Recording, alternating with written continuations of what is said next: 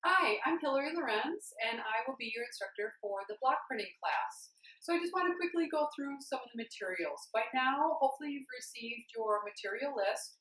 All of these are listed on that list. So if you have any questions, my email is there as well. You can email me.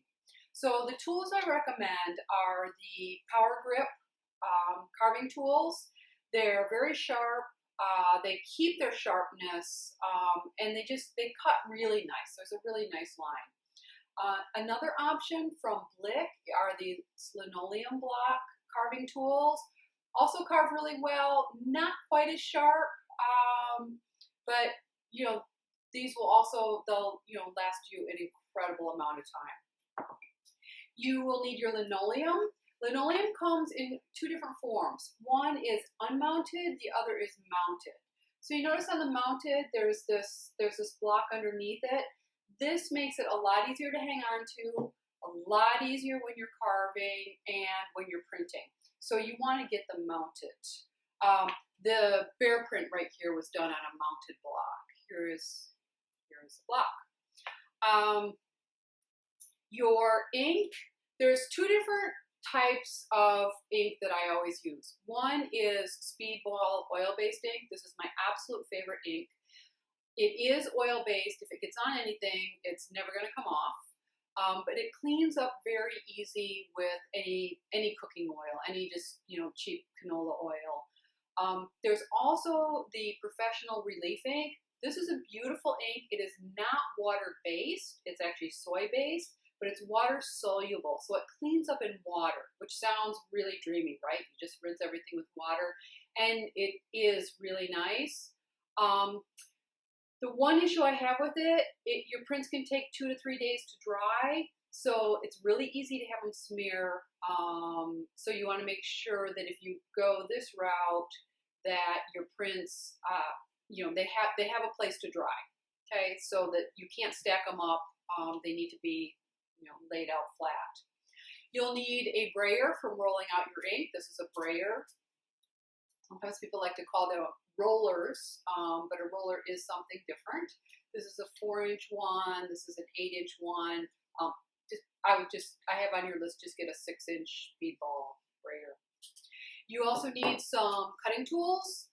Just simply a pair of scissors. If you have some smaller scissors, those are really nice. X-Acto blade is even better. Make sure if you have an X-Acto blade, you have a cutting mat so you don't cut into your table.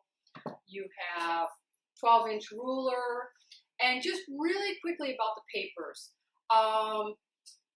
We want to print with thin, under 75 gram, mostly like 35 to 50 gram Japanese papers. You may have heard the term washi. Washi papers work really well. I have a couple here. This is Gampi paper. It prints really nice. That's listed on your material list. This is kind of the thinness of the paper that you can see. I did just a little quick test print right there.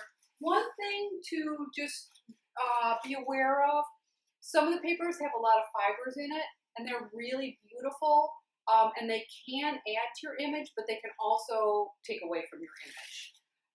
If you get a variety of papers, then you'll have exactly what you need. And again, they're all listed. Real quick to show you, I'm working on this. This was a benefit. This is a print of, or it's a carving right now of a cat. You can start, you have several options. We'll talk about it the first day of class. You can draw directly on your block, or you can transfer one of your drawings or photographs onto your block. And in order to do that, you're going to need some type of transfer paper. This is Sorel paper. It is a non-wax carbon paper. Okay, so that also is listed on your material list. Lastly, if you just get a couple of brushes, these are for putting your nori glue down or your methyl cellulose. This is a really nice one. It's nice and wide, but you don't necessarily need something wide like this. Any kind of flat brush, right? You see how both of these are flat. Any flat brush, small ones like this, or if you have a variety, that's even better. So If you have any questions about the materials, feel free to email me, and I really am looking forward to working with you. Thank you.